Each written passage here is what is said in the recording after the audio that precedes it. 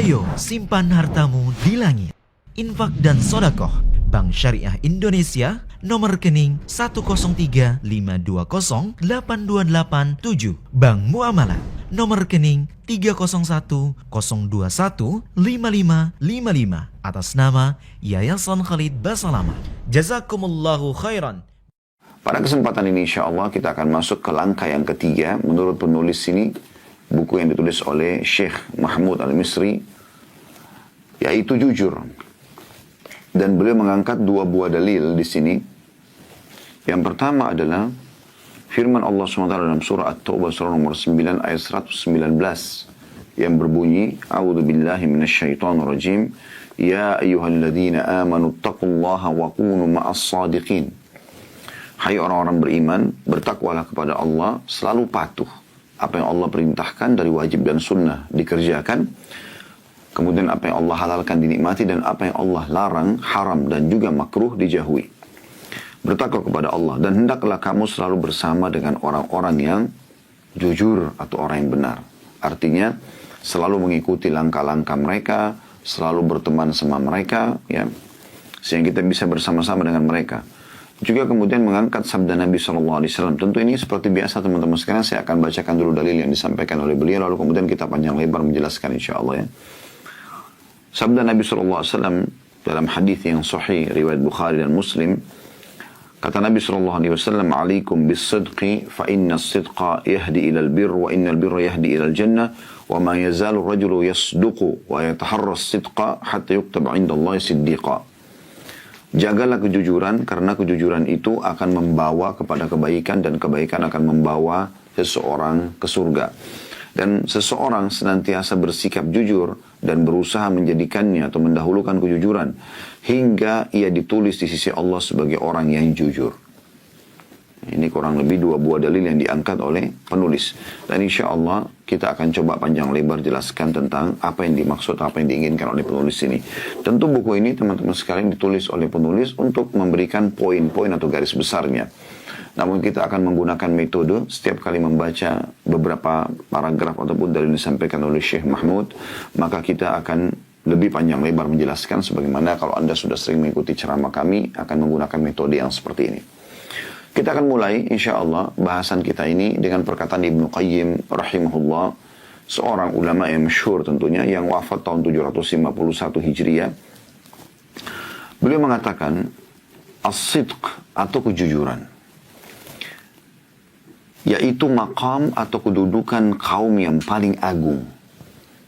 Artinya memang tidak akan dijangkau kecuali bagi orang yang punya jiwa yang bersih dan juga punya keberanian dan prinsip. Karena memang dia memiliki kedudukan yang sangat tinggi. Kebanyakan orang ditakut-takuti oleh syaitan untuk berkata jujur, sehingga akhirnya mereka lebih mendahulukan bohong, keselamatan sesaat, dan meninggalkan keselamatan abadi, ya. Sehingga mereka pikir dengan berbohong sekarang maka akan aman. Padahal sebenarnya bohong itu pasti akan berakhir pada penyesalan. Sebagaimana kejujuran akan mendatangkan ketenangan, ya. Dalam hadis Tirmidzi disebutkan masalah itu, kata Nabi SAW, as-sidqu tuma'nina. Jadi kejujuran akan membawa pada ketenangan. Kata beliau, sidq atau kejujuran itu adalah maqam atau kedudukan yang paling agung, yang darinya lah, kalau orang sudah mulai jujur, bersumber kedudukan-kedudukan para salikin. Yang dimaksud dengan salikin adalah orang-orang yang menuju ke jalan Allah, ya.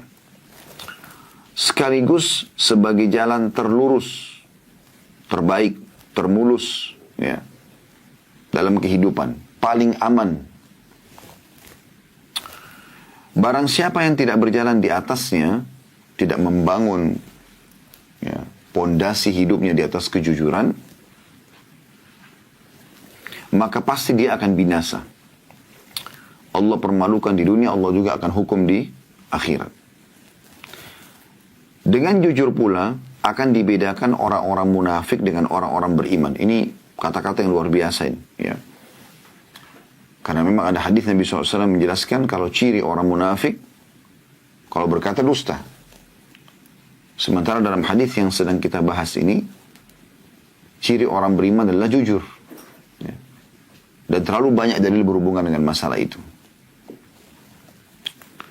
Jadi dengan ini dibedakan mana orang munafik, mana orang beriman. Orang beriman itu apa yang nampak di wajahnya, apa yang nampak secara zahir itu yang ada dalam hatinya. Dia tidak pernah bermuka dua. Bukan dia berbicara A, tapi hatinya gerutu, memaksudkan dan meniatkan yang B. Ya. Kejujuran, kata Ibnu Qayyim rahimahullah, ibarat pedang Allah di muka bumi. Tidak ada sesuatu pun yang diletakkan di atasnya, melainkan akan terpotong olehnya. Dan tidaklah kejujuran menghadapi kebatilan, melainkan ia akan melawan dan mengalahkannya, serta tidaklah ia menyerang lawannya, melainkan ia akan menang. Barang siapa yang menyuarakannya, niscaya kalimatnya akan terdengar keras, mengalahkan suara musuh-musuhnya. Sampai sini teman-teman sekalian, Anda bisa lihat banyak contoh, diantaranya Nabi Yusuf alaihissalam. Pada saat diajak untuk berzina dengan majikannya, maka beliau menolak. Tidak mau sama sekali. Lalu apa yang terjadi? Majikannya akan memenjarakan dia kalau tidak melakukan. Anda bisa baca dalam surah Yusuf ya. Tentu awalnya perempuan ini tertarik dengan Nabi Yusuf alaihissalam, lalu sengaja mengajaknya ke dalam kamar. Karena Nabi Yusuf menganggap dari kecil dia bersama tinggal di rumah tersebut, dia tidak curiga. Terus tiba-tiba ditutup pintu, lalu Allah gambarkan wanita itu mengatakan, "Hai talak, aku serahkan diriku kepadamu, boleh nikmatin," gitu. Maka Nabi Yusuf alaihissalam menolak, mengingatkan kepada Allah subhanahu wa ta'ala, tidak boleh bertakwa kepada Allah. Tapi perempuan ini terus saja berusaha gitu. Dalam beberapa athar disebutkan bahwasanya ada patung dalam kamar perempuan tersebut yang dia anggap sesembahannya selain Allah, dia tutup dengan kain. Karena dia malu kalau ketahuan sama Tuhan itu tentang apa yang akan dia lakukan. Lalu Nabi Yusuf AS mengingatkan, apakah anda malu dengan patung yang tidak bisa berbicara, anda lupa kepada Allah sang pencipta yang melihat? Maka terus saja wanita tersebut mengejar Yusuf, dan Yusuf berusaha menghindarkan diri dari gangguan dan godaan wanita ini. Walaupun dia terkenal kecantikannya, terkenal dengan kekayaannya, dan anda tahu kalau ya wanita punya kedudukan biasanya bisa merawat diri, dan kenikmatan yang ada dari makanan yang sehat, minuman, tempat tinggal yang nyaman, membuat juga ya tubuh seseorang itu jauh lebih indah terlihat. Kemudian Yusuf AS melarikan diri sampai ke depan pintu, berusaha membuka pintu. Pas dibuka pintu, wanita tersebut sempat menarik baju Yusuf dan akhirnya robek alaihissalam. Baju Nabi Yusuf alaihissalam robek dari belakang. Begitu terbuka pintu, ditemukan ada suaminya si wanita ini. Subhanallah, dasarnya wanita-wanita fasikah seperti ini, wanita memang yang jauh dari agama, mereka sudah terbiasa dengan bohong. Tiba-tiba dia mengatakan kepada suaminya, apa hukumannya orang yang ingin mengganggu istrimu? Karena pasti suaminya akan curiga, kenapa bisa dia sama, walaupun ini anak angkatnya ya, yang tinggal di rumahnya, tapi kenapa dia curiga, kenapa kok tiba-tiba ada dalam kamar? Maka akhirnya dengan bijaksana si suami tadi coba memanggil hakim, menengahi permasalahan, dan Yusuf alaihissalam menyatakan atau diminta untuk memberikan pernyataan. Maka setelah masing-masing menceritakan, penengahnya mengatakan, kita lihat saja. Kalau baju Yusuf sobek dari depan, berarti wanita ini yang benar. Karena pada saat dia mau diperkosa, dia membela diri dengan cara menarik baju orang yang akan memerkosanya. Tapi kalau baju Yusuf sobek dari belakang, berarti Yusuf yang benar. Dia yang dikejar-kejar sebagaimana ceritanya oleh wanita ini. Dan pada saat mereka melihat baju Yusuf ditemukan sobek dari belakang. Maka suami, orang ini juga bijaksana. Karena tidak ada perzinahan, maka dia mengatakan, ini sesungguhnya dari tipu daya kalian hai wanita. Maka bertobatlah gitu kan. Tapi dia punya cara untuk meyakinkan suaminya. Intinya tersebar berita pada saat itu di seluruh Mesir kalau istrinya tokoh masyarakat ini gitu kan, atau raja ini mengajak anak angkatnya sendiri untuk berzina. Karena dia sakit hati, dia pun mengumpulkan seluruh wanita-wanita di Mesir pada saat itu. Kemudian dia suruh untuk ya, datang di dalam satu aula yang besar. Disiapkanlah pisau yang tajam dengan apel atau buah gitu. Kemudian untuk masing-masing menikmati makanan. Pada saat mereka sudah siap memegang pisau-pisau mereka untuk menikmati apel atau buah yang sedang disiapkan, maka si wanita ini mengatakan kepada Yusuf, keluarlah di hadapan mereka. Maka Yusuf alaihissalam cuma jalan saja depan mereka. Dalam Al-Quran digambarkan mereka pun akhirnya memotong tangan-tangan mereka karena kagum dengan ketampanan Yusuf alaihissalam, ya. Dan mereka mengatakan ini bukan manusia tapi ini adalah malaikat, ya, seperti itu. Jadi teman-teman sekalian, ya, wanita ini tidak jujur. Yusuf alaihissalam jujur. Perhatikan bagaimana akhirnya. Pada saat itu wanita ini mengatakan, kalian baru lihat sekali saja anak ini, kalian sudah tertarik bahkan memotong tangan-tangan kalian. Bagaimana dengan saya yang tiap hari melihatnya? Kalau dia tidak mau kerjakan apa yang saya perintahkan, maka dia akan dipenjara. Maka Yusuf alaihissalam lebih menerima untuk dipenjara, yang penting dia pertahankan. Dia tidak mau melakukan kemaksiatan, dia tetap jujur dengan perbuatannya. Sampai di penjara, dan akhirnya kisah cukup panjang. Akhirnya si raja mimpi melihat, ya, mimpinya dalam surah Yusuf digambarkan 7 ekor sapi yang sehat memakan 7 ekor sapi yang kurus dan seterusnya. Sampai akhirnya dimintalah oleh salah satu penasihat kerajaan untuk ditakwilkan mimpinya oleh Yusuf, dan akhirnya tersampaikanlah mimpi tersebut, dan raja mengatakan coba keluarkan dari penjara, bawa ke saya. Begitu ditemukan di depannya, lalu kemudian, ya, raja mengatakan, saya akan mengangkat kamu menjadi seseorang yang punya kedudukan di kerajaan. Maka dia mengatakan, tanyakan dulu para wanita yang telah memotong tangan mereka. Karena waktu itu tersebar berita juga kalau Yusuf alaihissalam juga menggoda wanita-wanita tersebut. Maka dikumpulkan oleh raja semua wanita yang pernah diundang oleh istrinya. Ya, kemudian mereka mengatakan, kami tidak pernah mengetahui keburukan dari Yusuf. Dan pada saat itu akhirnya si ratu mengatakan, sekarang akan terungkap yang sebenarnya. Sesungguhnya Yusuf termasuk orang-orang yang jujur, dan akulah yang telah menggoda dia. Jadi akhir daripada kejujuran itu akan seperti ini. Apapun cobaannya. Beda dengan kebohongan, karena dia akan punya banyak saudara-saudara. Sekali bohong, akan bohong lagi, akan bohong lagi, akan bohong lagi, dan tidak akan pernah selesai. Bahkan setiap kali teriakan, ya, yang mirip dengan kasus yang sedang dihadapi oleh orang yang bohong ini, maka akan membuat dia selalu tidak tenang. Itu yang digambarkan tentang orang-orang munafik dalam surah Munafikun. Ya. Bagaimana Allah SWT menggambarkan, yahsabuna kulla sayhatin alihim, mereka mengira bahwasanya setiap teriakan itu tertuju pada mereka, padahal sebenarnya tidak, karena mereka selalu dengan kebohongannya. Lalu kemudian Ibnu Qayyim mengatakan kejujuran merupakan ruh amal, ya, ruh amal.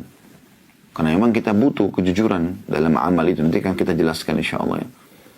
Jujur dalam sholat, jujur dalam puasa, jujur dalam zikir, jujur dalam ini. Itu semua dibutuhkan. Penjernih keadaan akan clear, tidak ada yang samar. Karena dengan jujur itu. Walaupun pahit. Ya. Penghilang rasa takut. Nggak ada lagi was-was. Karena sudah sampaikan, orang terima, alhamdulillah, tidak terima ya sudah. Saya salah ya sudah, saya minta maaf, saya benar, alhamdulillah, saya bertahan. Dan pintu masuk bagi orang-orang yang menghadap Rabb yang maha mulia. Maksudnya akan selamat menuju kepada Allah Subhanahu wa ta'ala. Lalu kata beliau, kejujuran merupakan pondasi bangunan agama Islam dan tiang penyangga keyakinannya.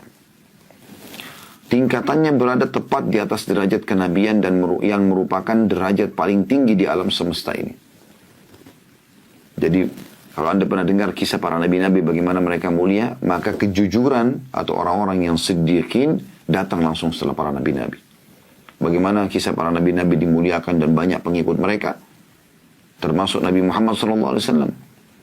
Maka yang datang setelah para nabi-nabi tersebut adalah dari umat manusia ini orang-orang yang jujur. Dari tempat tinggal para nabi di surga mengalir mata air dan sungai-sungai menuju ke tempat tinggal orang-orang yang jujur. Sebagaimana dari hati para nabi ke hati mereka di dunia ini terdapat penghubung dan penolong. Ini kata Ibnu Qayyim rahimahullah berhubungan dengan masalah apa itu sidq atau kejujuran. Ini diambil dari Madarikus Salikin di 2 halaman 279. Ya. Dan dari statement ini teman-teman sekalian ada hal yang sangat menarik untuk menjadi bahasan kita tentunya. Namun kita akan coba fokus kedua dalil yang disampaikan oleh penulis tentunya. Yang tadi, ya, ayat Al-Quran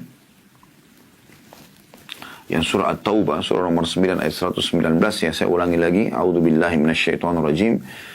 Ya ayyuhalladzina amanu taqullaha wa kunu ma'as sadiqin. Hai orang beriman, bertakwalah kepada Allah, patuhlah kepada Allah, dan untuk mencapai derajat takwa yang selalu patuh kepada Allah, selalu menikmati yang halal, mengerjakan perintah, meninggalkan larangan, maka Allah mengatakan wa kunu ma'as sadiqin. Caranya bersamalah selalu dengan orang-orang yang jujur. Orang yang jujur dalam keyakinannya, bukan orang munafik. Orang yang jujur dalam amalnya, bukan orang riya. Orang yang jujur dalam perkataannya, bukan kedustaan. Orang yang jujur dalam bisnisnya, tidak ada penipuan dan manipulasi dalam muamalahnya. Ya, semuanya itu masuk dalam makna ayat ini. Dan Allah subhanahu wa ta'ala mengingatkan dalam banyak ayat yang lain, seperti misalnya surah Al-Ahzab. Allah memuji para laki-laki dan perempuan yang suka jujur. Surah nomor 33 ayat 35. Yaitu bunyinya a'udzubillahi minasyaitonir was-sadiqina was-sadiqat, dan laki-laki yang suka jujur dan juga perempuan yang suka jujur. Allah juga menjamin orang kalau jujur akan aman. Walaupun dia berat dibuat oleh syaitan, tapi dia akan aman. Sebagaimana Allah mengatakan dalam surah Muhammad, surah nomor 47 ayat 21, a'udzubillahi minasyaitonir rajim, falau sadaqullah lakana khairan lahum. Jika mereka benar dengan keimanannya kepada Allah, niscaya demikian itu akan lebih baik bagi mereka. Maksudnya keselamatan bagi mereka. Ya. Jadi ini maknanya dalam sekali, gitu kan. Bagaimana ayat-ayat Al-Quran menjelaskan tentang masalah ini. Demikian juga dengan firman Allah SWT dalam surah Al-Ahzab, surah nomor 33 ayat 24. Ya. Allah Subhanahu wa ta'ala memastikan orang-orang yang jujur akan Allah berikan balasan yang baik di dunia dan di akhirat. Puncaknya di akhirat, tapi di dunia juga begitu. Dan Allah akan menyiksa orang-orang munafik justru karena kebohongan-kebohongan mereka. Kemunafikan. Munafik itu berarti kebohongan ya. Bagaimana dia bohong, dia pura-pura Islam padahal sebenarnya dia bukan Muslim. Ya. Dia pura-pura sholat seakan-akan untuk Allah tapi sebenarnya bukan. Dia pura-pura sedekah. Ya. Yang penting untuk dipuji orang. Ini semuanya sifat orang munafik. Allah sebutkan dalam firman-Nya tadi surah Al-Ahzab ayat 24, a'udzubillahi minasyaitonir rajim, liyajziyallahu as-sadiqina bisidqihim wa yu'adzibal munafiqina in syaa'a wa yatuba 'alaihim innallaha kana ghafurur rahima. Allah memberi balasan kepada orang-orang yang jujur karena kejujuran mereka, dan menyiksa orang-orang munafik jika Dia kehendaki atau menerima tobat mereka. Sungguh Allah Maha Pengampun lagi Maha Penyayang. Ciri khasnya orang beriman, jujur. Ciri khasnya. Sehingga apapun yang dia bicara, orang tidak ada yang curiga. Karena dia yang sampaikan adalah benar. Dan kembali kepada hadis tadi yang sempat saya singgung, kata Nabi SAW, as-sidqu tuma'nina, dalam hadis riwayat Tirmidzi. Kejujuran adalah ketentraman jiwa. Pasti tentram. Awalnya aja, kita merasa berat. Setelah itu selesai. Karena kalaupun kita berbuat kesalahan dan kita jujur, maka di saat itu, selesai permasalahannya. Udah, kita sudah akuin, selesai. Allah juga akan mudahkan kita kalau kita ingin bertobat, diterima tobatnya. Dan juga orang yang di depan kita tidak perlu bolak-balik untuk menanyakan hal yang sama. Dibandingkan orang harus bohong, akhirnya dia ditanya lagi yang kedua kali dia harus bohong, yang ketiga kali, yang ke-100 kali akan terus terulang-ulang. Dan tidak akan pernah ada selesainya. Dan Allah sebutkan bagaimana Allah selamatkan orang-orang jujur di akhirat nanti dengan keselamatan yang luar biasa. Dalam surah Al-Ma'idah, surah nomor 5 ayat 119. A'udzubillahi minasyaitonir rajim. Qala Allah hadha yawmu yanfa'u as-sadiqina sidquhum. Lahum jannatun tajri min tahtiha al-anharu khalidina fiha abada. Radiyallahu anhum wa radu anhu. Dzalika al-fawzul 'azim. Inilah hari yang benar, ya, orang-orang yang benar, orang yang jujur dengan keimanannya, dengan amal solihnya, muamalah-muamalahnya dalam kehidupan selama di dunia. Pada hari ini orang-orang yang jujur memperoleh manfaat dari kebenaran atau kejujuran mereka. Mereka memperoleh surga yang mengalir di bawahnya sungai-sungai, dan mereka kekal di dalamnya selama-lamanya. Allah ridho kepada mereka dan mereka pun ridho kepadanya, dan itulah kemenangan yang besar. Allah Subhanahu wa ta'ala juga menjadikan bahwasanya orang-orang yang jujur itu adalah orang-orang yang bertakwa. Artinya orang yang pasti patuh kepada Allah Subhanahu wa ta'ala. Karena orang kalau tidak patuh pada Allah, maka dia akan buka pintu-pintu kebohongan. Seperti dalam surah Az-Zumar, surah nomor 39 ayat 33. A'udzu billahi minasyaitonir rajim walladzi jaa'a bis-sidqi wa shaddaqa bihi ulaika humul muttaqun. Orang-orang yang membenarkan atau membawa orang-orang yang membawa kebenaran. Maksudnya Nabi Muhammad SAW, orang yang jujur dan semua yang mengikuti beliau, dan orang-orang yang membenarkan atau menjujurkan ya, apa yang atau jujur dalam keyakinan mereka. Mereka itu adalah orang-orang yang bertakwa. Ya. Dan kita bisa lihat bagaimana Abu Bakar radhiyallahu anhu mendapatkan julukan Siddiq karena kejujuran beliau. Dan selalu jalan kemanapun orang jujur itu selalu tenang. Tidak ada sesuatu yang menjadi beban buat mereka. Dan ini apa yang disampaikan Nabi SAW tidak mungkin salah. Karena beliau as-sadiqul masduq, orang yang jujur dan juga dipastikan kejujurannya, gitu kan. Dalam hadis Tirmidzi tadi saya katakan, kata Nabi SAW, inna sidqa tuma'nina wal kadhiba riba. Kejujuran itu adalah ketentraman dan dusta itu keraguan-raguan, membuat orang jadi susah. Ya. Jujur itu dimulai dari perkataan, apapun yang kita ucapkan, kita sampaikan, sehingga memang betul-betul selalu saja di atas kebenaran. Ya. Ada juga jujur dalam niat. Ya. Pada saat kita ingin mengerjakan sesuatu, diniatkan jujur karena Allah Subhanahu wa ta'ala, ingin mengejar pahala dari Allah. Ini juga diistilahkan dengan jujur oleh para ulama. Jujur dalam tekad. Ya. Misal contoh dia bilang, kalau Allah memberikan kepada saya harta, maka saya akan sedekah. Atau saya akan begini dan begitu. Dia bernazar, dia jujur. Pada saat Allah berikan, maka dia jalankan. Ini sesuai dengan hadis Nabi SAW ya.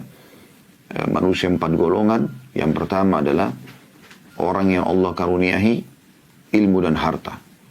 Kemudian dia menghabiskan keduanya di jalan Allah. Gitu. Ini orang yang terbaik. Jadi teman-teman selalu berdoa kepada Allah Subhanahu wa ta'ala. Semoga Allah juga jadikan kita kelompok ini, yaitu orang yang Allah karunia ilmu. Dia kaya sekali dengan ilmu agama dan dia mengamalkan itu dalam hidupnya. Dan dia mengajarkan kepada orang lain dan juga harta. Allah perkaya dia dengan harta, lalu dia sibuk menghabiskan di jalan Allah. Ini manusia yang terbaik. Karena dua-duanya ini, ilmu dan harta yang meninggikan derajat orang tentunya. Kemudian datang golongan kedua, ini saksi bahasan kita sebenarnya. Orang yang Allah karuniai ilmu tapi belum dikaruniai harta. Dia pandai dalam agama tapi tidak punya harta. Seperti banyak kita lihat ada ustadz-ustadz mungkin. Mereka faham dari diri mereka. Tapi mereka miskin. Mereka nggak bisa bersedekah. Apa kata Nabi SAW? Hanya saja golongan kedua ini mengatakan dengan jujurnya. Dia mengatakan kepada Allah, ya Allah, andai saja engkau memberikan kepadaku harta seperti si fulan. Seperti golongan pertama. Aku akan buat yang sama. Dengan kejujuran dia menyampaikan yang betul-betul dia dalam tekadnya, kalau seandainya Allah berikan, saya akan lakukan. Maka kata Nabi SAW, fahumma fi ajri sawa. Maka mereka sama pahalanya. Ya, jadi ada satu amalan cerdas teman-teman sekalian. Bagaimana kita bisa meraih derajat yang sangat tinggi di sisi Allah Subhanahu wa ta'ala. Baik di dunia maupun di akhirat. Yaitu dengan mengatur kejujuran dalam niat dan tekad kita. Ya, kalau kita bisa baik di sini, maka akan banyak sekali pahala yang bisa kita dapatkan. Bahkan amal-amal orang sebelum kita pun, yang mereka kerjakan yang kita tidak mampu, bisa kita sampaikan mengatakan, ya Allah, andai saja engkau memberikan aku kesempatan seperti si fulan yang telah membangun masjid sekian banyak, para sahabat Nabi Ridwanullah alim yang berjihad bersama Nabi SAW, dan seterusnya. Ya, aku akan mengerjakan seperti mereka. Bukan mustahil, kalau anda jujur Allah akan berikan itu semua. Sebagaimana juga kata Nabi SAW lanjutan hadisnya, dan ada golongan yang ketiga yang Allah karuniai, dia harta tanpa ilmu. Kaya tapi bodoh dengan ilmu agama. Sehingga dia menghabiskan di jalan maksiat. Diskotik, bar, karaoke, mabuk-mabukan, narkotika, dan seterusnya. Lalu datang golongan keempat, lebih buruk lagi, yang Allah tidak karunia harta, tidak juga ilmu. Sudah miskin, bodoh. Lalu kemudian dia bukan melihat kelompok pertama sama kelompok kedua, tapi dia melihat kelompok ketiga. Dia mengatakan, kalau seandainya aku dikaruniakan seperti ini, maksudnya seperti orang ketiga ini, kaya raya tapi uangnya dipakai mabuk-mabukan, narkotika, judi dan segala macam, aku kan buat seperti dia. Maka kalau di sini dia jujur diri tapi jujur dalam kemaksiatan, dia mau bertekad seperti itu, maka fahuma fi wazri sawa, fahuma fi wazri sawa, maka mereka sama dosanya. Oleh karena itu harus betul-betul hati-hati dalam masalah-masalah seperti ini. Demikian juga yang jujur dalam amal, ya. dalam mengerjakan amal perbuatan kita, ya, memang khusyuk dalam sholat karena Allah, jujur dalam masalah itu. Memang sedekah karena Allah. Artinya ada orang lihat, tidak ada orang lihat, tetap kita kerjakan. Jujur juga ya dalam masalah amalan hati, tawakal kepada Allah. Intinya sebenarnya bukan riya. Ya. Jujur dalam keyakinannya, jujur dalam mencintai karena Allah. Dan ini biasanya bisa diketahui dari kondisi orang di saat dia lagi susah gitu. Ada orang subhanallah ya, mendekati kita di saat kita lagi lapang. Pada saat kita lagi susah maka mereka pada pergi semuanya. Maka ini bisa dinilai masalah kejujuran mereka dalam masalah ini. Ya.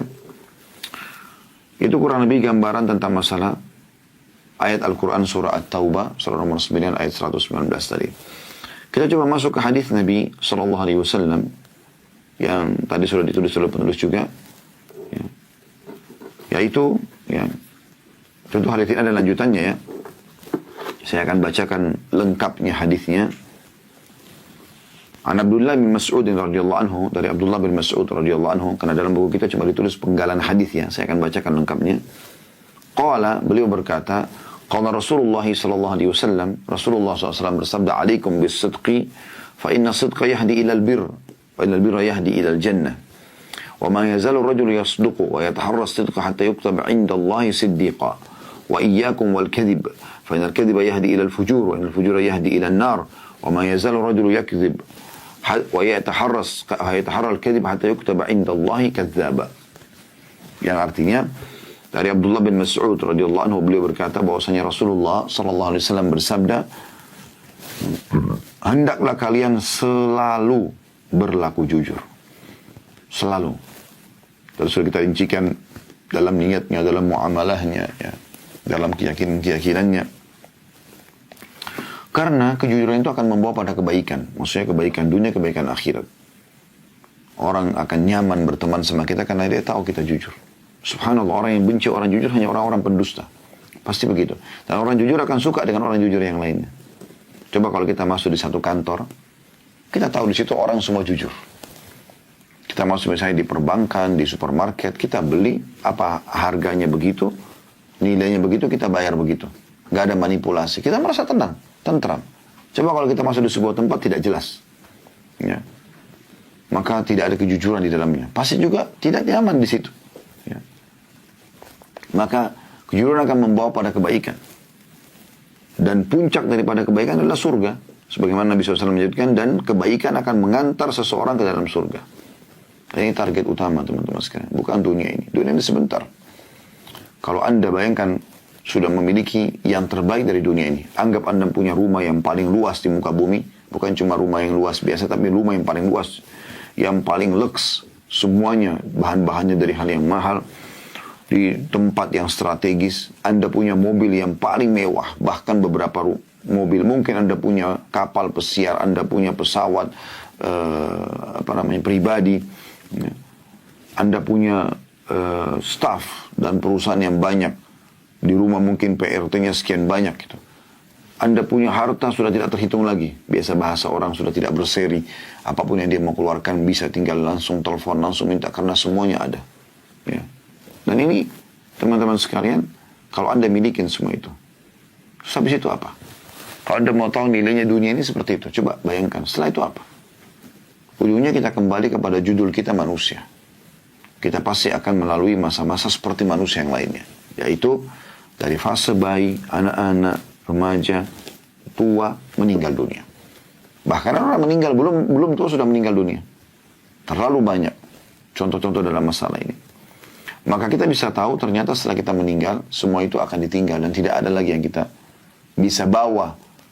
Liang lahat kita 1 kali 2 meter. Nggak lebih daripada itu. Semua itu akan kita tinggalkan. Dan orang hanya mengenang, oh ini rumahnya dulu si fulan. Oh ini mobilnya. Oh ini bajunya. Oh ini sepatunya. Oh ini segala macam. Dan itu hanya dikenang beberapa hari. Setelah itu ahli warisan dan akan membagi warisan. Perusahaan Anda mungkin bisa diubah namanya. Dan seterusnya. Makanya kata Nabi SAW betul-betul hadis yang luar biasa ya. Kalau anak Adam meninggal dunia akan ikut ke kuburan 3. Keluarganya, hartanya, dan amalnya. serta akan pulang dua. Pasti pulang. Keluarga dan harta. Istri, suami, orang tua, anak, pasti akan pulang. Tidak mungkin mereka tunggu di kuburan. Nginap sehari aja nggak bakal mau. Mereka akan pulang. Paling lama 1 jam. Setelah itu mereka pulang. Istri kita bisa nikah lagi sama orang lain. Suami kita bisa nikah sama orang lain. Anak-anak sudah sibuk dengan aktivitasnya. Harta, mobil kita yang termewah, hanya paling jauh diparkir di pagar kuburan. Di luar pagar kuburan. Tidak mungkin masuk ke dalam. Orang semua akan teriak menegur Anda kalau mobil dimasukkan ke dalam sebelah liang lain, atau Anda kubur bersama-sama. Mungkin akan menjadi berita yang heboh. Karena semua orang secara fitrah mereka tahu tidak ada harta yang dibawa ke dalam kuburan. Ya.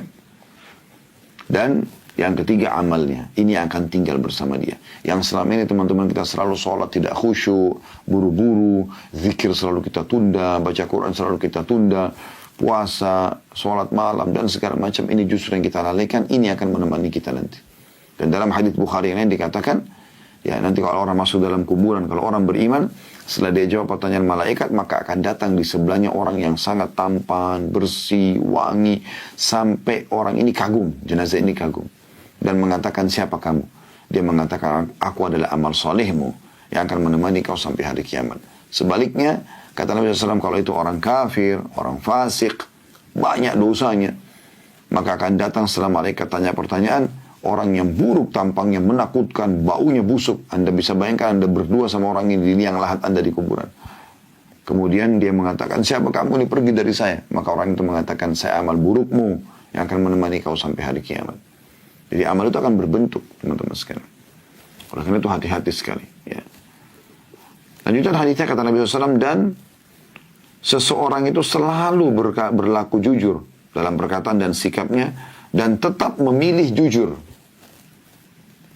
Sampai akhirnya Allah mencatatnya sebagai orang-orang yang jujur. Atau orang yang sidq. Ya. Jadi ternyata dari hadis, dari potong hadis ini bukan berarti hanya sekedar jujur sekali atau 2 kali, tapi jujur selamanya. Menjadi perangai, menjadi kebiasaan, menjadi akhlak. Ya. Dan ini hati-hati sekali. Sampai pernah ada sahabat Nabi SAW berkunjung ke rumahnya. Dia lagi duduk suami istri, kemudian ada anak kecil lewat, anak mereka, pemilik rumah ini. Kemudian si ibu menggenggam tangannya, supaya anaknya nggak keluar rumah, mengatakan, ini ambillah. Apa yang kata Nabi SAW? Nabi lagi dari situ. Nabi SAW mengatakan, kalau di tanganmu tidak ada sesuatu yang betul kau akan berikan kepada dia. Maksudnya, buka begitu ternyata kosong, nggak ada. Maka kau akan dicatat sebagai pendusta. Tidak boleh. Sampai kata para ulama, kalau seandainya ada orang lapar saja ditanya, apa kau lapar? Dia mengatakan tidak. Hanya karena tidak enak dia sudah berbohong. Jujur dalam semua hal. Iya memang saya belum makan. Iya memang saya begini dan begitu. Memang butuh perjuangan dalam menyampaikan ini. Atau dalam menerapkan. Tapi ini butuh. Ini adalah perangnya orang beriman. Apa adanya. Biarkan orang mengetahui Anda apa adanya. Ya. Saya dengan teman-teman di sekitar, alhamdulillah yang bersama, saya sudah tahu. Kalau bermuamalah dengan saya suka, saya katakan suka. Saya tidak suka, saya katakan tidak suka. Selesai. Tidak berlarut-larut gitu. Ya. Daripada kita harus berwajah dua, tidak suka kita mengatakan, oh iya saya suka kok. Enggak. Akhirnya, bisa saja kalau ada makanan diberikan kepada Anda dan bilang, oh iya saya suka kok. Orang itu tidak akan berhenti mengirim makanan yang sama. Padahal sebenarnya mungkin Anda tidak makan, Anda buang di sampah. Kalau Anda diberikan makanan, kemarin makanannya enak enggak? Saya tidak tahu kalau masalah enak atau tidak enak. Tapi memang saya belum memakannya. Gitu. Atau saya memakan, tapi jazakallah khair. Cuma saya memang kurang cocok dengan makanan itu. Itu kan lebih baik. Memang pahit, tapi pada saat itu selesai. Orang itu akan mengatakan, oh kalau saya kirim makanan lain, mungkin saya kirim makanan apa ya? Ya kalau saya biasanya makan yang ini dan itu. Selesai kan? Jadi pada saat itu clear masalahnya. Kedepannya sudah enak. Daripada harus merasa, karena tidak enak akhirnya bohong. Karena tidak enak akhirnya bohong gitu. Ya. Nah ini sebuah pelajaran yang luar biasa. Kata Nabi SAW selanjutnya, dan jauhilah oleh kalian berdusta. Dan ini Nabi SAW melengkapkan hadisnya. Sebenarnya tadi Nabi kalau sampaikan hanya sampai jujur. Karena jujur akan membawa pada kebaikan, dan kebaikan akan membawa pada dalam surga, sudah cukup ini sebenarnya. Dan seseorang terus saja jujur dan selalu memiliki kejujuran sampai Allah catat sebagai orang yang jujur. Tapi Nabi SAW sempurnakan hadisnya sambil mengatakan, dan jauhi, hindari sejauh-jauhnya, tolak kedustaan. Karena dusta akan membawa seseorang pada kejahatan. Pasti. Ya. Walaupun dia bilang, oh saya berbohong demi kebaikan. Tidak ada bohong demi kebaikan. baik, nggak butuh bohong. Gitu kan. Dan kejahatan akan mengantar ke neraka. Dan jika seseorang terus saja berdusta dan memiliki kedustaan, maka sampai Allah mencatat dia sebagai pendusta. Artinya sudah sulit dia untuk meninggalkannya. Ada orang subhanallah, dari awal dia ngomong sampai akhir dia ngomong, kita tidak tahu yang mana benar, yang mana enggak. Dan sudah tidak nyaman. Serta yang luar biasa teman-teman, kalau orang sudah menjadikan kebohongan ini sebagai perangainya, yang sulit bagi dia adalah pada saat dia mau perbaikin. Orang yang sudah terlanjur kita pernah bohongin, susah. Dia mau percaya dari mana? Kita butuh perjuangan, bisa tentunya, tapi kita butuh perjuangan yang sangat besar agar bisa membuat orang lain yang tadinya kita sudah bohongin, itu bisa percaya. Dan ini hal yang luar biasa yang harus diperhatikan, karena itu akan merugikan kita sebenarnya. Itu akan merugikan kita sendiri. Ya. Dan puncak daripada kebohongan ini adalah neraka. Ada hadis Nabi SAW, kembali saya ingatkan, ini pernah kita singgung di hari Senin ya, pada saat itu bahasan di sore hari bedah buku Rasulullah cerita surga dan neraka ya. Ada hadis yang mulia yang sahih kata Nabi SAW, akan didatangkan pada hari kiamat orang yang paling susah di dunia, paling susah hidupnya, dari lahir miskin sampai mati miskin, makan pun minta-minta sama orang, tapi orang yang beriman kepada Allah, ahli ibadah, didatangkan hari kiamat yang tidak pernah lihat kenikmatan. Maksudnya kenikmatan sangat terbatas. Mungkin kalau dia dapat potongan makanan yang mungkin bagi orang-orang kaya itu cuma sisa-sisa, saya sudah gembira sekali. Tapi sepanjang hidupnya begitu, susah hidupnya. Anggap dia hidup 70 tahun dalam keadaan susah begitu. Mungkin pakai sendal pun tidak. Saya berapa kali ketemu orang di jalan, Masya Allah, mereka nggak ada sendal, bajunya kotor, tidur di pinggir jalan gitu. Ada orang begitu. Tapi mungkin, subhanallah, pas azan dia sholat di masjid, dia jaga 5 waktu sholat. Lebih mulia daripada orang yang pakai mobil Mercy, lewat dengarin azan, tidak peduli sholat atau tidak sholat. Tapi yang jelas, kata Nabi SAW akan datangkan orang yang susah seperti ini, tapi orang beriman. Dicelupkan satu celupan di surga. Kemudian dikeluarkan. Lalu ditanya kepada dia, cuma satu celupan. Ya, apakah pernah kau lihat kesusahan hidup selama ini? Pernah nggak kau rasakan susahnya hidup? Yang dia sudah rasakan 70 tahun tadi misalnya. Maka dia mengatakan tidak pernah demi Allah. Dan sebaliknya akan datangkan orang yang paling besar nikmat Allah pada dia. Anggap lahir sudah anak raja sampai mati jadi raja. Semuanya sudah luar biasa, jalan di atas karpet, istana, semuanya mewah, semuanya ada. Semuanya dilayani. Tapi orang kafir, tidak beriman kepada Allah SWT. Datangkan hari kiamat, dicelupkan satu celupan di neraka, kemudian dikeluarkan. Lalu ditanya, pernah gak kau rasakan nikmat selama ini? Pernah lewat dalam hidupmu kenikmatan? Dia mengatakan tidak demi Allah. Bagaimana dengan orang yang jadi penghuni surga? Kalau satu celupan saya membuat dia nikmat, maka tentu lebih nyaman. Bagaimana dengan orang yang masuk dalam neraka? Dan apalagi khalidina fiha, kekal di dalamnya. Kalau satu celupan saya membuat dia melupakan semua nikmat dunianya, maka itu berat. Ya. Dan penentuan kita menjadi ahli surga atau ahli neraka sekarang, teman-teman sekalian. Orang-orang mati tidak akan tahu apa yang kita bahasin. Mereka tidak dengar lagi. Tapi orang yang hidup bermanfaat bagi dia. Tentu ada yang ikuti acaranya masih hidup sekarang, maka kesempatan. Tapi kan Ustaz, masa lalu saya semuanya kelam. Gak ada masalah dengan itu selama anda masih mau kembali kepada Allah. Kata Nabi SAW, ya, at-taubah tajubbu ma qablah. Taubat membersihkan semua kesalahan masa lalu, sebesar apapun itu. Kalau itu berhubungan dengan haknya Allah, anda taubat kepada Allah SWT. Anda misalnya tidak sholat 50 tahun, sekarang anda sholat. Sudah kedepannya perbaikin. Kembalikan kepada Allah Subhanahu Wa Taala. Kalau ada yang berhubungan dengan haknya Allah yang memang harus dikeluarkan seperti zakat, malah anda keluarkan. Kalau berhubungan dengan hak makhluk, ya, maka anda bertobat kepada Allah, anda kembalikan haknya dia. Kalau dalam bentuk barang, anda kembalikan. Perusakan citra, anda perbaikin nama orang gitu ya. Anda pernah sakiti fisik, anda minta maaf, minta keridoannya, supaya anda bebas, lepas dari hisab hari kiamat. Dan Allah menggambarkan dalam surah Al-Mutaffifin, surah nomor 83, ayat 7 sampai ayat 11. A'udzu billahi minasyaitonir rajim. Kalla inna kitabal fujjari lafi sijjin. Wa ma adraka ma sijjin, kitabun marqum fi wailun yawma idzin lil mukadzibin alladzina yukadzibuna biyaumiddin. Sekali-kali jangan ya, kata Allah Subhanahu wa taala, jangan sampai terjerumus kepada kesalahan. Kenapa? Karena catatan orang-orang durhaka benar-benar tersimpan di sijjin. Sijjin itu adalah buku khusus dicatat, naudzubillah, ahli neraka. ada daftar nama mereka. Mereka akan masuk neraka. Hapuskan nama anda dari situ. Mohon kepada Allah SWT. Dan ini kita sedang membahas 80 langkah selamat dari neraka. Dan tahukah kalian apa itu sijjin, kata Allah? Kitab yang berisikan catatan amal-amal orang yang melanggar. Celakalah mereka pada hari itu, yaitu bagi mereka yang mendustakan atau suka berdusta. Dan orang-orang yang mendustakan hari pembalasan. Dan ini hal yang harus diperhatikan baik-baik. Ya. Tidak boleh kita sembarangan dalam menganggap remeh masalah-masalah seperti ini. Teman-teman sekalian, berlaku jujur awalnya sulit, tapi akan mendatangkan ketentraman. Berlaku bohong awalnya mudah, tapi akan mendatangkan penyesalan. Itu kaidahnya, sederhananya begitu. Jadi kalau ada dorongan untuk melakukan perkataan jujur dan berat, itu awalnya saja. Tapi pastikan sabda Nabi SAW, as-sidqu tuma'ninah. Kejujuran akan bawa pada ketentraman. Pasti karena clear pada saat itu. Nggak akan berlarut-larut. Ya.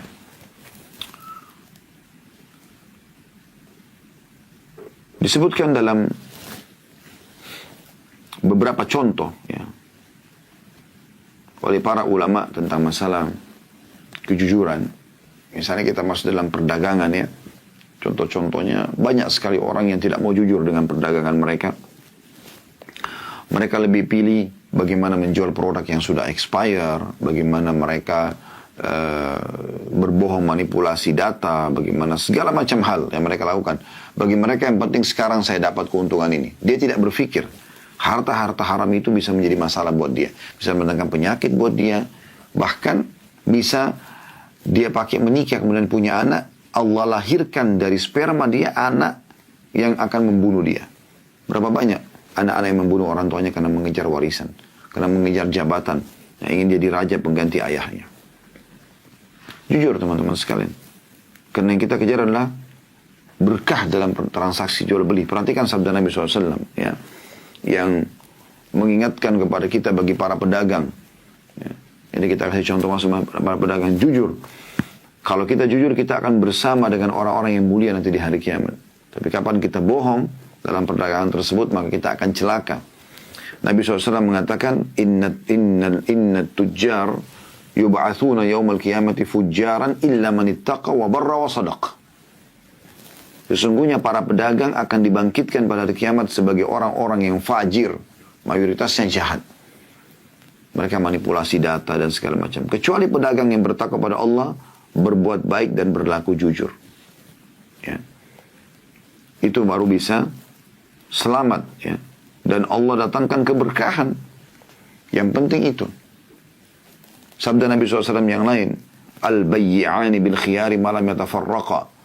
Dua orang yang transaksi masih punya khiyar, hak khiyar. Maksudnya memilih lanjutkan transaksi atau tidak gitu. Malam yatafarraqa selama mereka belum berpisah. Ya. Au qala hatta yatafarraqa. Atau kata Nabi SAW sampai mereka berpisah. Fa in sadaqa wa bayyana burika lahuma fi bai'ihima. Kalau keduanya jujur dan saling transparan, terus terang, maka keduanya akan memperoleh keberkahan dalam transaksi itu. Biar kita jual mobil bekas, motor bekas, kalau kita jujur, ya, maka Allah SWT akan berkahi. Maksudnya kita pembeli itu akan mendapatkan keberkahan dari produk dia walaupun produk bekas. Penjual akan mendapatkan keberkahan dari hartanya. Makna keberkahan itu selalu cukup ya. Anda pernah nggak mendapatkan uang, tidak banyak jumlahnya, tapi sudah dipakai, tidak habis-habis juga gitu. Itu keberkahan.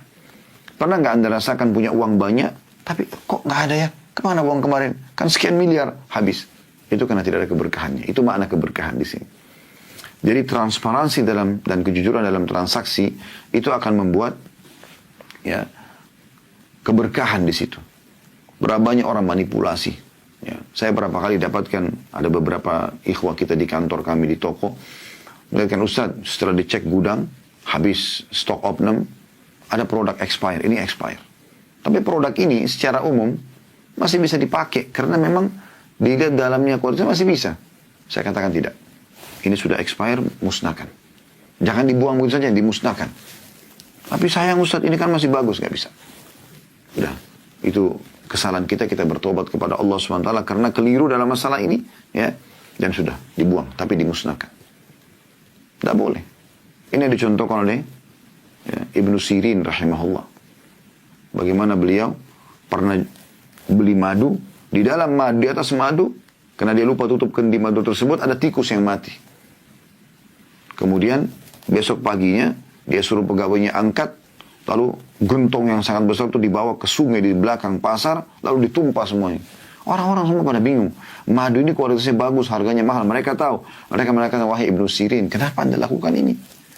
Madu bagus, mahal, kenapa dibuang di air?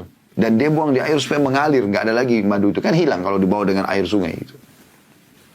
Maka dia mengatakan, semalam kemarin saya beli madu ini, dan ada tikus masuk di atas. Maka saya tidak mau menipu kaum muslimin. Maka ada satu orang itu mengatakan, wahai Ibnu Sirin, ya, tikus, madu kan kental, dia di bagian atas, angkat saja, ya, satu cakupan gitu, tikusnya sama madu, buang, yang lainnya bisa dijual. Apa kata beliau? Ini kalau orang punya iman begini bahasanya. Dia mengatakan, dari mana atau siapa yang bisa menjamin saya, ya, bakteri atau racun dari tikus yang sudah jadi bangkai itu tidak kena ke bagian bawahnya. Kalau saya jual, ada yang lolos, ada yang tidak. Bagaimana saya bertanggung jawab depan Allah hari kiamat? Luar biasa. Dan begitu juga beliau mendidik orang-orang di sekitarnya. Pernah ada pembeli masuk ke tokonya, beli barang 2 dirham, tapi dia belum bayar. Karena dia asyik konsultasi sama Ibnu Sirin, begitu dia mau keluar dia belum bayar. Kata Ibnu Sirin, itu barang yang Anda ambil, belum dibayarin. Kata dia, saya sudah bayar. Kata Ibnu Sirin, belum. Orang itu bilang, demi Allah saya sudah bayar. Ibnu Sirin mengatakan, demi Allah kau belum bayar. Orang-orang pasar bingung. Ibnu Sirin orang kaya, pedagang. Kenapa bersumpah dengan 2 dirham? Maka orang itu kena malu, dia bayar, lalu dia pergi. Kata orang-orang, Ibnu Sirin, kenapa Anda bersumpah untuk 2 dirham? Atas nama Allah lagi. Gitu kan? Kata Ibnu Sirin, iya, karena saya tahu dia salah. Kalau saya biarkan, maka dia akan dihisap oleh Allah. Sampai pada tingkat itu, mereka pun berusaha menyelamatkan orang lain dari kebohongan-kebohongan yang bisa terjadi. Ini berbahaya sekali kalau dibiarkan. Begitu juga dalam hadis Nabi SAW, perhatikan wahai para pedagang ini. Kata Nabi SAW, salasatun la yukallimuhumullahu yawmal qiyamah. Ada 3 golongan yang Allah tidak akan hanya bicara pada hari kiamat. Wala yanzuru ilaihim, tidak akan melihat mereka. Wala yuzakkihim, Allah tidak akan mensucikan mereka, maksudnya menolong mereka di timbangan amal hari kiamat. Dan dosa-dosanya tidak dimaafkan. Walahum adzabun alim, ditambah lagi disiapkan siksa yang pedih. 4 ancamannya. Ya. Allah tidak ajak ngomong. Bayangkan kalau Anda diundang oleh seseorang tokoh masyarakat, tapi semua orang diajak ngomong kecuali Anda. Ya. Allah tidak lihat, tidak peduli sama dia. Allah tidak akan membantu membersihkan dosa-dosanya di timbangan amal supaya lolos masuk ke surga. Disiapkan azab yang pedih. 3 golongan ini, yang pertama al-mannan, orang yang suka sebut-sebut pemberiannya. Kau kan sudah saya kasih, kamu sudah saya biayai, kamu sudah begini dan begitu. Tentu mannan ini ada yang tidak masuk dalamnya ya. Mannan ini dilarang, tidak boleh. Anda memberikan orang miskin kalau Anda sebut-sebut. Tapi kalau orang tua kepada anak, boleh. Suami kepada istri, boleh. Ya, kalau mengingatkan. Dan pemimpin negara kepada masyarakatnya. Atau pemilik perusahaan pada bawahannya. Misal contoh, orang tua bilang sama anaknya, nak, kenapa kau jadi durhaka begini? Kan ibu sama ayah sudah besarkan dengan baik-baik. Ibu dan ayah sudah biayai. Itu kan menyebutkan kebaikan. Tapi ini hak mereka sebagai orang tua menyampaikan itu. Suami misalnya, istrinya punya pengeluaran besar. Lalu dia mengatakan, kan kemarin sudah saya berikan nafkahnya. Kenapa kau nggak cukup begini? Hanya untuk memastikan gitu. Atau mungkin istrinya nusyud, membangkang. Lalu dia mengatakan, bukankah sudah saya siapkan begini? Bukankah sudah saya berikan begini? Kenapa masih harus seperti ini? Ini tidak masuk dalam mannan. Kemudian yang ketiga, pemimpin negara, dia mengatakan misalnya pada masyarakat, ini jembatan sudah saya buat ya, ini bangunan ya, dijaga baik-baik. Kan itu kebaikan, tapi dia sebutkan. Ya. Dan pemilik perusahaan, dia bilang sama bawahnya misalnya, saya sudah siapkan gaji sekian, saya sudah siapin fasilitas, kenapa ada yang tidak jujur, kenapa ada yang begini dan begitu, ini dibolehkan. Tapi selain daripada ini, tentu jangan sampai kita ya menyebut-nyebut kebaikan kita. Kalau kita sudah berikan kepada orang, selesai. Dan ingat perkataan para ulama salaf, sesungguhnya ya seseorang itu harus menanamkan dalam diri mereka, kalau orang yang meminta bantuan atau butuh bantuan, itu lebih mulia ya, daripada orang yang memberi. Selama ini kan kita selalu berpikir karena kita memberi kita lebih mulia. Ini terbalik. Justru kita merasa butuh dengan orang-orang yang minta itu. Saya sudah pernah jelaskan dalam keajaiban sedekah masalah itu. Ya. Bagaimana para ulama salaf luar biasa mereka. Pada saat mereka memberikan sedekahnya kepada orang-orang miskin, mereka tersenyum dan mereka mengatakan, lihatlah orang-orang ini membawa amal-amal kami ke timbangan Allah tanpa balasan sedikit pun. Secara kasat mata kita seperti memberikan dia uang untuk dia beli makanan, dia beli pakaian. Tapi itu kan habis. Cuma nilainya tidak akan hilang. Akan dibawa oleh orang-orang tersebut di timbangan amal. Tanpa upah sebenarnya. Jadi mereka menganggap bahwasanya mereka lebih butuh daripada orang yang meminta. Jadi ini kalau tertanam dalam jiwa kita. Setiap kali kita tidak temukan ada orang yang minta-minta, kita akan keluar untuk mencari mereka. Ya seperti itu. Yang kedua al-musbilu izarahu. Ya. Orang yang mengisbalkan pakaiannya. Laki-laki ya, di bawah mata kaki. Ini ada larangan juga. Kemudian yang ketiga, wal munfiqu sil'atu bil halafi kadhib. Ini saksi bahasan kita. Dan pedagang yang sengaja menjual barangnya dengan sumpah dusta. 100.000 misalnya dia tawarkan orang. Terus orang tawar, 80.000 aja. Oh, modalnya aja belum sampai. Demi Allah belum sampai modalnya. Padahal mungkin modalnya cuma 50.000. Tidak usah sumpah. Gak usah berbohong gitu kan. Saya bisa jual begini, kalau anda mau silakan, kalau anda tidak mau silakan. Tidak usah khawatir dengan kerugian. Begitu juga dengan hadis Nabi SAW, beliau pernah melewati sebuah pasar ya, pedagang gitu. Anna Rasulullah SAW marra ala subrati ta'amin. Ya. Nabi SAW melewati setumpuk makanan yang dijual. فَأَدْخَلَ يَدَهُ فِيهَا فَنَالَتْ أَصَابِعُهُ بَلَلَ. Maka Nabi SAW memasukkan telapak tangan beliau ke makanan tersebut dan beliau menyentuh, ternyata makanan itu basah.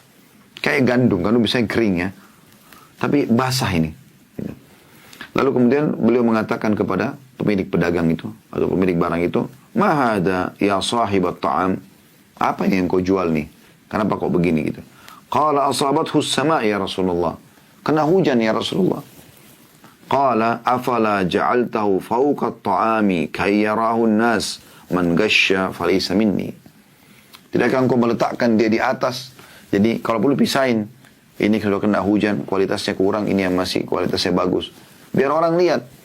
Ketahuilah siapa yang menipu kami bukan dari golonganku. Maksudnya menipu bukan dari golongan kaum muslimin. Ya. Jadi ini luar biasa dan jujur tidak akan mendatangkan efek apa-apa kecuali hanya was-was saja. Was-was saja. Anda mau jual produk, mobil. Ini sudah pernah tabrakan? Pernah tabrakan. Iya, pernah tabrakan. Tapi sudah saya perbaiki. Coba dilihat. Dicek sama orang itu silakan. Dia cek. Gitu kan. Dengan dia cek, insya Allah dengan jujur itu Allah akan buat transaksi terjadi. Tapi kalau dia bilang, oh nggak pernah tabrakan. Mungkin sudah 6-7 kali tabrakan. Maka pastikan orang itu hanya ambil nomor telepon, kemudian dia pergi, dia tidak akan kembali lagi. Ini perlu untuk digarisbawahi. Jadi akan membawakan ketentraman jiwa. Gitu kan. Ingat teman-teman, ini dari perdagangan ya. Dari sisi yang lain, Anda sebagai pemimpin atau pemilik perusahaan, Anda punya pegawai-pegawai, Anda seorang majikan, Anda punya pembantu rumah tangga supir. Jujur. Bukan karena mereka, Anda kasih gaji, Anda tidak jujur sama mereka. Ya. Jangan karena mereka punya hak, supaya Anda tidak bayar hak mereka, Anda cari 1001 alasan. Gitu. Memanipulasi data, supaya hak mereka tidak diberikan.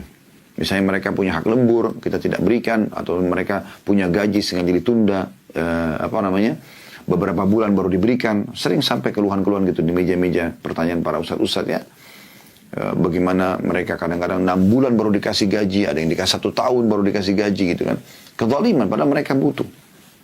Dan kadang-kadang itu ya dipakai. Dan ini tidak masuk akal. Atau mungkin ada hak yang sudah disepakati di perusahaan, kemudian Anda tidak sengaja tidak keluarkan dengan alasan syarat ini, syarat itu. Hati-hati. Anda yang sedang mempromosikan produk-produk, apa yang Anda taruh di foto, itu juga harus sama. Jangan di foto gambarnya besar, keluarnya kecil produknya. Bagaimana kita masuk ke restoran seperti itu? Gambarnya besar. Begitu keluar, produknya kecil. Gitu kan. Harus dibahasakan. Ya. Jadi, ini harus dengan kejujuran. Kalau enggak akan ada keberkahan. Ya. Dalam bermuamalah dengan teman, dengan tetangga, kita harus jujur. Apa adanya. Ada hadis Nabi SAW yang mengatakan, dari hadis Ummu Salamah radhiyallahu anha, kalau bohong itu ada dibolehkan di 3 hal. Tapi ini jangan terlalu dibuka pintunya luas gitu. Yang pertama adalah dalam peperangan. Misal contoh, ada seseorang ditangkap, ditawan oleh musuh dari kaum muslim, lalu ditanya, berapa jumlah pasukan Islam? Sebenarnya jumlah Islam sedikit. Lalu dia mengatakan banyak sekali. Boleh saja. Ya. Untuk menakut-nakuti musuh Allah SWT gitu.